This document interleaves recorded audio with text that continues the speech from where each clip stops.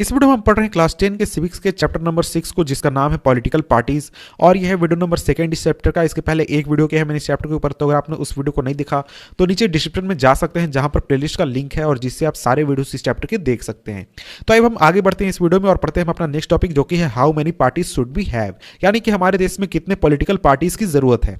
और देखिए, पिछला वीडियो अगर आपने देखा है तो आपको याद होगा, वहां पर हमने पॉलिटिकल पार्टीज हमें क्यों चाहिए ये पढ़ा था, और इसके साथ ही पॉलिटिकल पार्टीज के फीचर्स को हमने देखा था।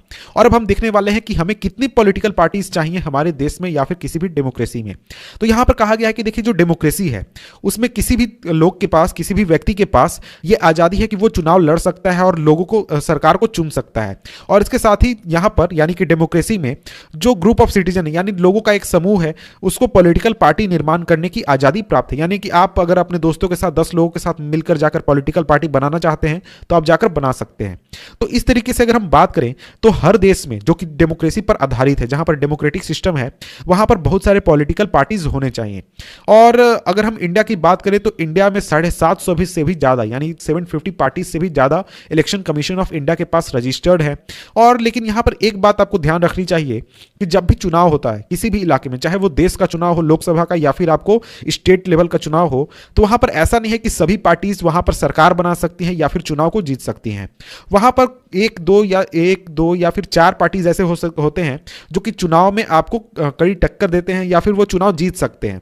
तो यहां पर सवाल ये उठता है कि आखिर हमें कितने पॉलिटिकल पार्टीज की जरूरत है हमारे देश में, चाहे वो किसी भी देश में हो, कोई भी डेमोक्रेसी हो, वहां पर कितने पॉलिटिकल पार्टीज होने चाहिए? 1 होने चाहिए, 2 होने चाहिए, 4 होने चाहिए, 10 होने चाहिए, या फिर अनलिमिटेड होने चाहिए? तो इस चीज को यहां पर इस चैप्टर में हम समझने वाले हैं, मेरा मतलब है इस टॉपिक में हम समझने वाले हैं।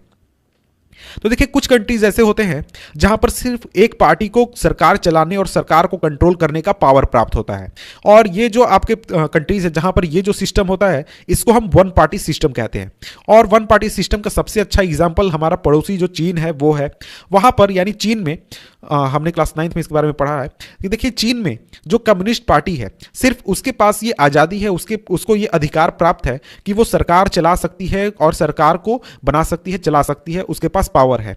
और अगर हम वहाँ के सिस्टम की बात करें तो वहाँ पर लोग जो हैं वो पॉलिटिकल पार्टीज बना सकते हैं, लेकिन वो पॉलिटिकल पार्टी बनाकर सरकार को चैलेंज नहीं कर सकते। वो कम्युनिस्ट पार्टी को चैलेंज नहीं कर सकते हैं, वो उसको एक तरीके से सरकार के पद से हटा नहीं सकते हैं और अपने खुद सरकार के पद पर नहीं बैठ सकते हैं। हमेशा जो पावर होगा वो कम्युनिस्ट पार्टी के पास ही होगा, और दूसरे जो पॉलिटिकल पार्टीज होंगे वो सरकार का सिर्फ समर्थन करेंगे और उसको चैलेंज नहीं करेंगे। तो देखिए, ये जो सिस्टम है, जो वन पार्टी सिस्टम है, इसको हम अच्छा ऑप्शन इसलिए नहीं मानते हैं क्योंकि देखिए, ये ऑप्शन डेमोक्रेटिक ऑप्शन नहीं है। वहां पर अगर आप रहेंगे तो लोगों के पास एक तरीके से कोई चॉइस ही नहीं होगा कि कौन पावर में आएगा, कौन पावर में नहीं आएगा, किसको किस पद पर बैठना चाहिए। तो देखिए, कोई भी डेमोक्रेटिक सिस्टम यानी डेमोक्रेसी की जब हम बात करते हैं तो वहां पर डेमोक्रेटिक सिस्टम का मतलब ही यही होता है कि कम से कम 2 ऐसे पार्टीज हैं जहां जो कि इलेक्शन में कंपीट कर रहे हैं और लोगों के पास ऑप्शन है कि मैं इसे वोट दूं या फिर उसे वोट दूं। तो इसलिए मिनिमम 2 पार्टीज का होना बहुत ही जरूरी है, ताकि लोगों के पास फेयर चांस रहे कि किसी को हम सरकार से बाहर कर सकते हैं या फिर किसी को सरकार में ला सकते हैं, और लोग एक तरीके से चुन सकते हैं कि कौन पावर में बैठेगा। तो देखिए, कुछ ऐसे कंट्रीज हैं जहां पर जो पावर है वो 2 मेन पार्टीज के बीच में कंपटीशन होता है पावर के लिए।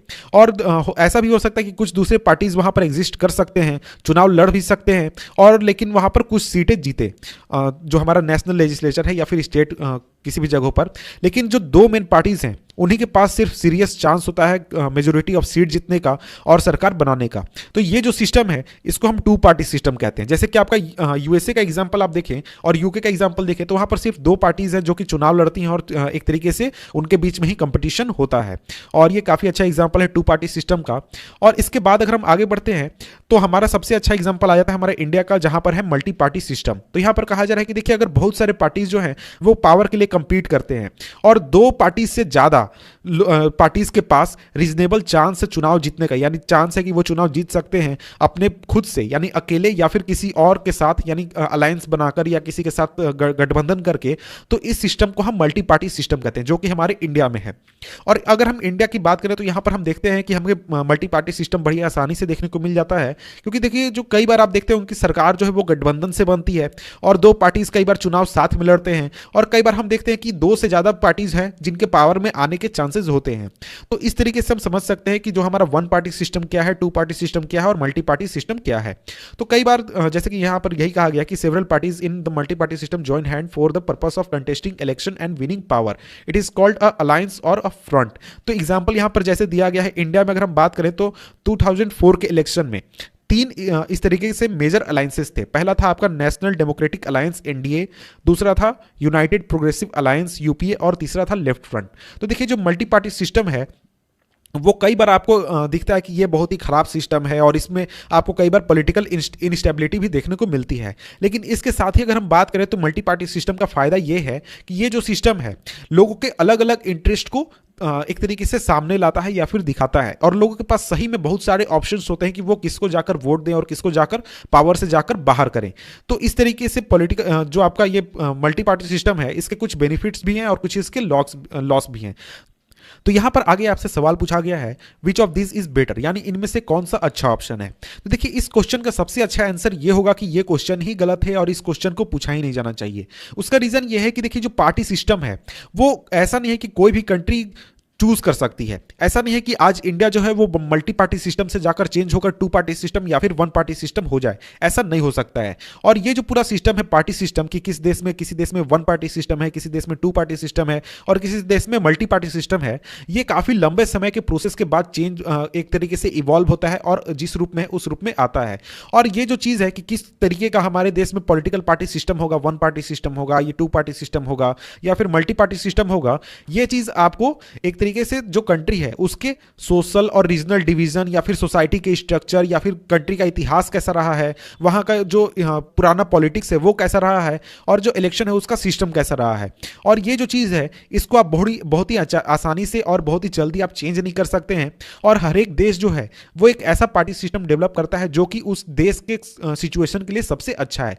फॉर एग्जाम्पल अगर हम बात करें इंडिया जो है वो इंडिया में आपको मल्टी पार्टी सिस्टम देखने को मिलता है और ये इंडिया के लिए बहुत ही अच्छा है क्योंकि जो इंडिया का जो सोशल और ज्योग्राफिकल डाइवर्सिटी है वो बहुत ही ज्यादा है और इंडिया का जो साइज है वो भी बहुत ज्यादा है। और यहाँ का जो ये डाइवर्सिटी है, सोशल और ज्योग्राफिकल डाइवर्सिटी, ये एक पार्टी सिस्टम या फिर टू पार्टी सिस्टम जो है वो सही तरीके से एब्जॉर्ब नहीं करने पाएगा। और जो सोसाइटी के अलग अलग तबके हैं उनको एक पार्टी या फिर दो पार्टी एक तरीके से रिप्रेजेंट नहीं कर सकते हैं। तो इसलिए इंडिया में आप चाहें तो वन पार्टी सिस्टम या फिर टू पार्टी सिस्टम लागू नहीं कर सकते क्योंकि ये इंडिया के लिए सही नहीं होगा। और इंडिया में जो मल्टी पार्टी सिस्टम है उसमें आप देखते हैं कि कुछ पार्टीज हैं जो कि आपको SC ST के बातों को सामने रखते हैं, कुछ पार्टीज हैं जो कि हिंदू के बातों को सामने रखते हैं, कुछ पार्टीज है जो मुस्लिम्स की बातों को सामने रखते हैं, कुछ पार्टीज है जो मजदूरों के बातों को सामने रखते हैं। तो इस तरीके से अगर हम इंडिया में बात करें तो इंडिया में आपको वन पार्टी सिस्टम हो या फिर टू पार्टी सिस्टम हो तो ये इंडिया में सही तरीके से बैठेगा नहीं और इंडिया में ये आपको सही इसका इंप्लीमेंटेशन नहीं होने पाएगा। तो इसलिए अगर हम बात करें तो बहुत सारे जो कंट्रीज हैं वहां पर आपको मल्टी पार्टी सिस्टम देखने को मिलेगा, बहुत सारे कंट्रीज में आपको टू पार्टी सिस्टम और कुछ कंट्रीज में आपको वन पार्टी सिस्टम। तो ये जो पार्टी सिस्टम है कि किस देश में कितना पार्टी होना चाहिए, वो एक होना चाहिए, दो होना चाहिए या फिर चार होना चाहिए या फिर मल्टी पार्टी सिस्टम होना चाहिए, ये कोई भी कंट्री चूज नहीं कर सकती है। ये चीज उस देश के सिचुएशन पर, पॉलिटिक्स पर, सोसाइटी पर डिपेंड करता है। और कोई भी सिस्टम जो है वो सभी कंट्रीज के लिए आइडियल नहीं है और सभी सिचुएशंस के लिए आइडियल नहीं है। तो इसलिए इस बात पर आपको उतना ज्यादा ध्यान नहीं देना चाहिए और इस पर आप डिस्कशन कर सकते हैं। इसके बाद यहां पर एक आपको डाटा मैं कहूँ तो दिया गया है कि popular participation in political parties. तो इसमें अगर हम बात करें तो यहाँ पर इसको अगर मैं शॉर्ट में समझाऊं तो यहाँ पर सिंपली कहा जा रहा है कि जो पॉलिटिकल पार्टीज हैं पूरी दुनिया में उनको सबसे खराब इंस्टीट्यूशन माना जाता है और लोग जो है वो पॉलिटिकल पार्टीज पर विश्वास नहीं रखते हैं या फिर विश्वास नहीं करते हैं। तो यहाँ पर कहा जा रहा है कि किस देश में कितने % लोग पॉलिटिकल पार्टी से जुड़े हुए हैं। तो यहाँ पर सिंपली ये कहा जा रहा है कि इंडिया में लोग जो हैं वो किसी ना किसी पॉलिटिकल पार्टी से जुड़े हुए हैं, उनकी संख्या ज़्यादा है दूसरे डेवलप्ड जो कंट्रीज हैं जैसे कि Canada, Japan, Spain, south Korea, इनके मुकाबले। तो यहां पर ये टॉपिक खत्म होता है। इसके बाद देखिए हमारा जो नेक्स्ट टॉपिक है वो है नेशनल पॉलिटिकल पार्टीज। इसमें हम नेशनल पॉलिटिकल पार्टीज के बारे में जानेंगे। तो मिलते हैं आपसे हम नेक्स्ट वीडियो